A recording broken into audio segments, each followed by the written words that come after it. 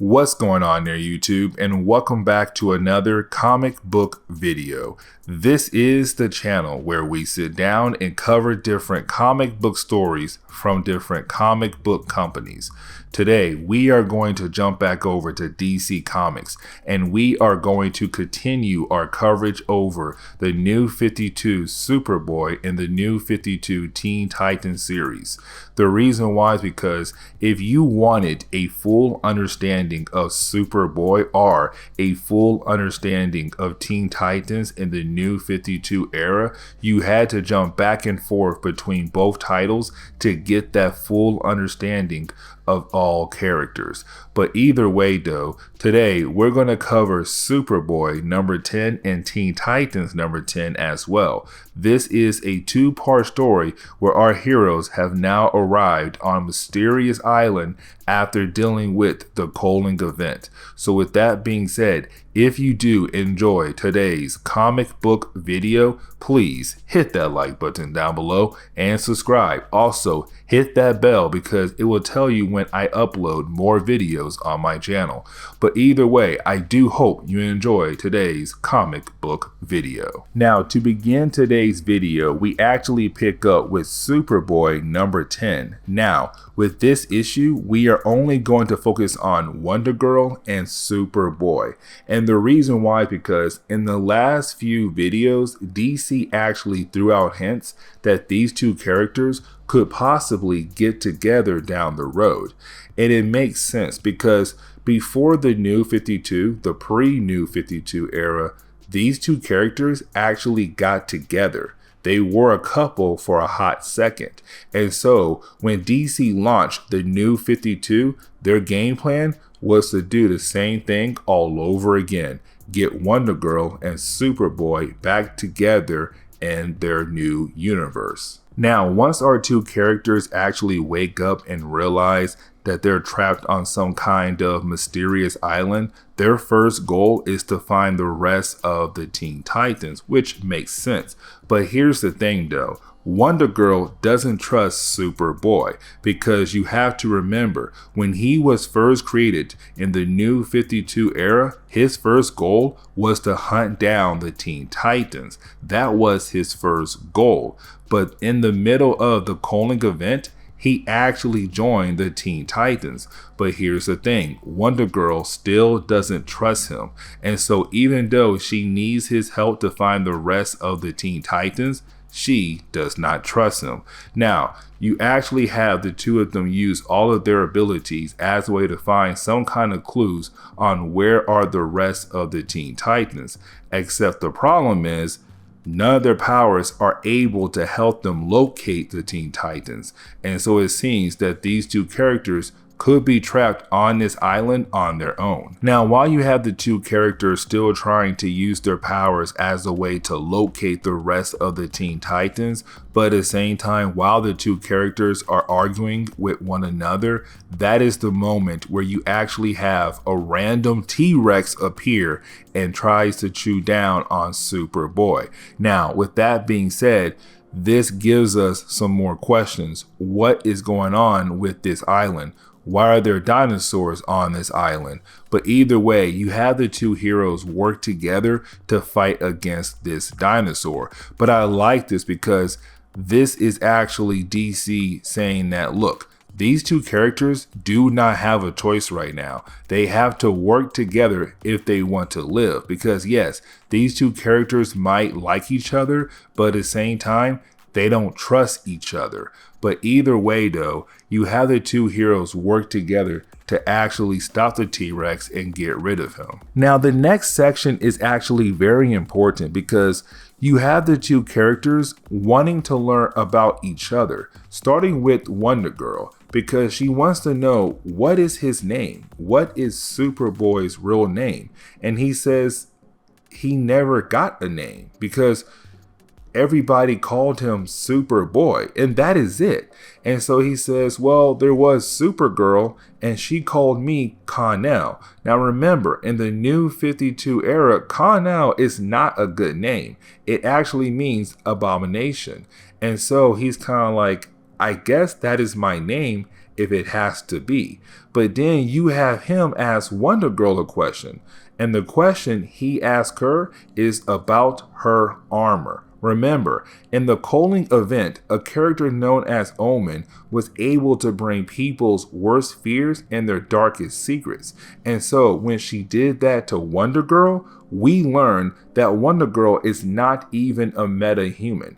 Matter of fact, she is actually just a regular human being whose body is trapped in some kind of armor that cannot be seen with the naked eye. And also, Wondergirl is scared that the armor could possibly take over her body. But the thing is, she does not tell him all of that information. She gets so upset when he tries to learn more about her and she flies away. But again, it's DC showing us that these two characters could possibly get together. And the reason why I say that, is because you actually have Wondergirl and Superboy go to a different part of the island. But the reason why they go there is because Wondergirl is so angry that he tried to learn more about her life. But you actually have Superboy fly over to her and say, listen, I don't know how emotions work, but I do know one thing. I want to comfort you. I want to be there for you as a friend or more than a friend. And so there is an actual moment where the two characters were about to kiss and then Wondergirl just smacks him right across the island. It's honestly hilarious because she's like, it's never going to happen. You're never going to get a kiss from me, dude. Like, you almost had it, but it's never going to happen. She is so hard to work with for our boy. Now, after that moment right there, our two characters actually found some footprints that lead to some random trapdoor in the ground. And so, of course, our two characters are like, listen, if the Teen Titans are trapped down there, we need to go down there and actually save them. Except when they go through the door, they actually end up in some different time on the island. What I mean is that Wondergirl and Superboy, before they went through that door, it was nighttime. And when they reappeared, it's now daytime, and there is another T-Rex getting ready to bite down on them. And we do jump over to Teen Titans number 10, where we pick up with the rest of the Teen Titans on the island passed out. Now, Kid Flash is the first one to wake up, but when he wakes up, he realized that they're all in danger right now because there are multiple dinosaurs around them that could possibly eat the Teen Titans. And so you have Kid Flash use his powers as a way to save each member of the Teen Titans from the dinosaurs. And then once he is able to actually save them, he then goes on to tie up one of the dinosaurs because, hey, gotta make sure they do not come back again to eat the Teen Titans. Now, we do jump back over to Wondergirl and Superboy. And remember, in the last issue, these two characters found a trapdoor. And when they went through that trapdoor, it's now daytime on the island. But either way, this tells us that they are on the same side as the rest of the Teen Titans. They just have to find them. But either way, you do have our two characters actually find the dinosaur that Kid Flash tied up earlier. And so that tells us that, hey, these two characters are close to finding the rest of their teammates. Now, we actually jump back over to Red Robin and Bonker, and this is very important because we actually pick up with Red Robin having a hard time being a leader, and that is very important because you have to remember, when it comes to Red Robin, he's new to this. He's new to being a leader of a team, but the Teen Titans have gone through so much over the last couple books, especially in the Coling event. Remember, they lost Skitter. They have no idea where she's at, and he promised her sister that he will look after Skitter, and she disappeared. On top of that, Red Robin has someone undercover, Danny the Street, and we have no idea if he's alive or dead. And then finally, Artemis. Red Robin met a girl in the middle of the Coling event and she died just like that.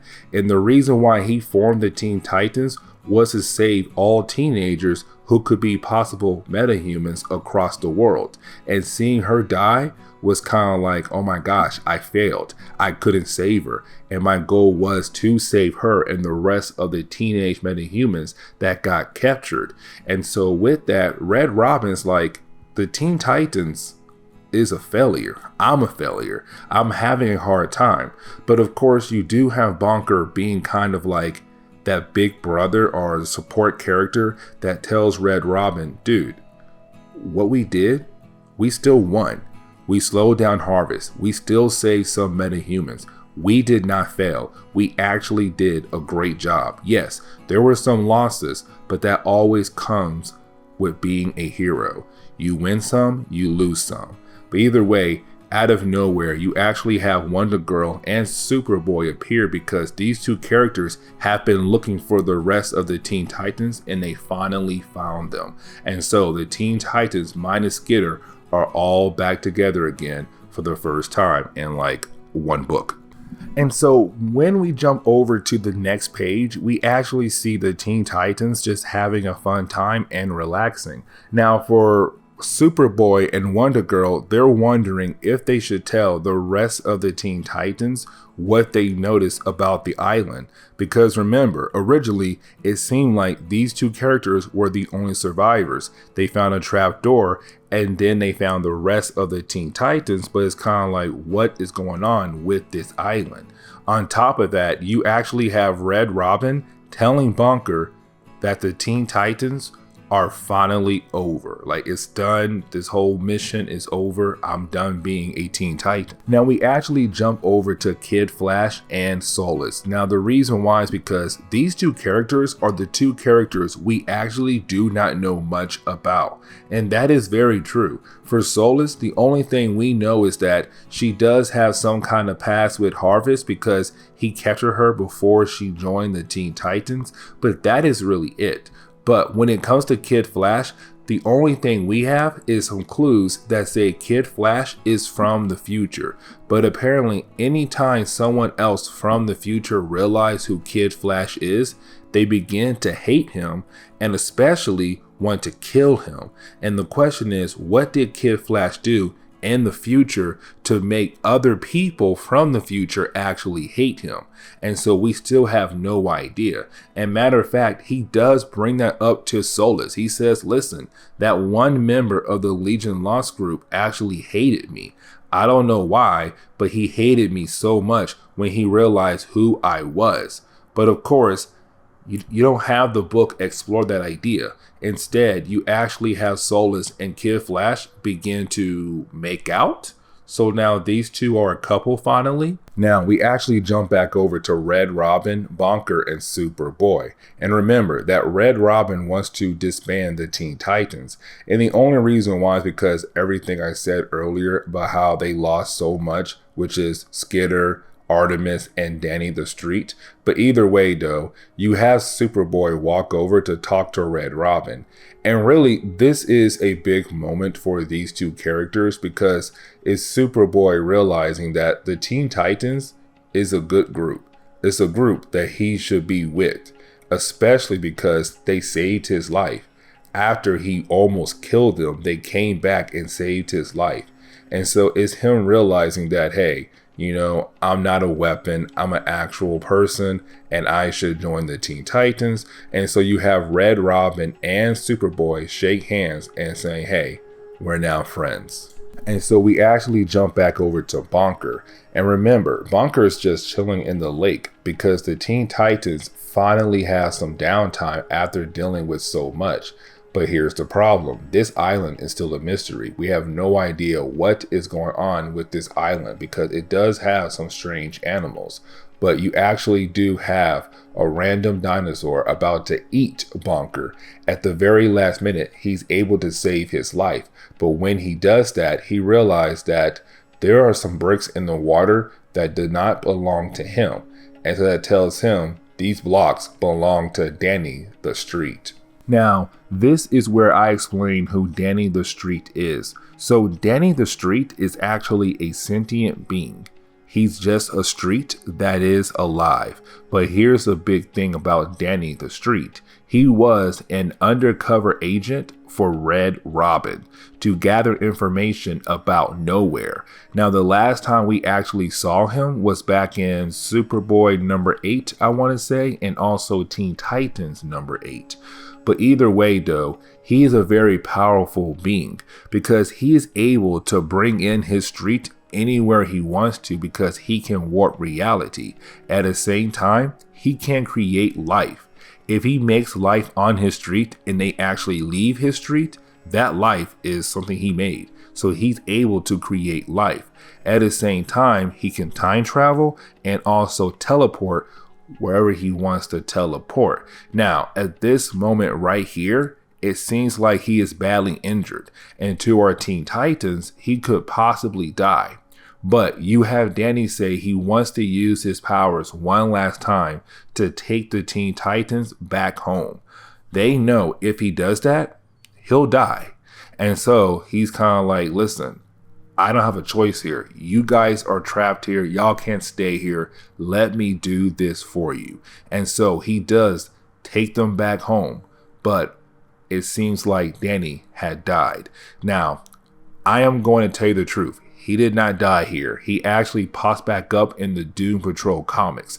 But for right now, it seems like he is dead. Now, we actually pick up with Amanda Waller. Now, Amanda Waller is completely different than her original New 52 counterpart.